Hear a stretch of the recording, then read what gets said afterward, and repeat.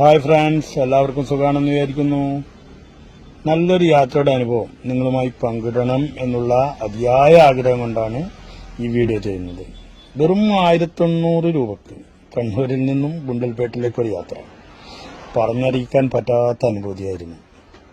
3 കാട്ടിലൂടെയുള്ള യാത്ര. ആനകളും കാട്ടുപോത്തുകളും മാൻകൂട്ടങ്ങളും എല്ലാം കണ്ട് എത്തിച്ചേരുന്നതോ പൂക്കളുടെ മായാലോകത്താണ്. മഞ്ഞുമലകൾക്കിടയിലൂടെയുള്ള യാത്രയിൽ അവിടെയുള്ള കാറ്റും തണുപ്പും മതി മനസ്സൊന്ന് തണുക്കാൻ. യാത്രയിൽ ഞാനും ഭാര്യയുമാണ് ഉണ്ടായിരുന്നത്. 900 രൂപക്ക് മാത്രമേ എണ്ണ അടിച്ചുള്ളൂ. ഭക്ഷണവും എൻട്രി ഫീസും ഒക്കെയായി 900 രൂപ.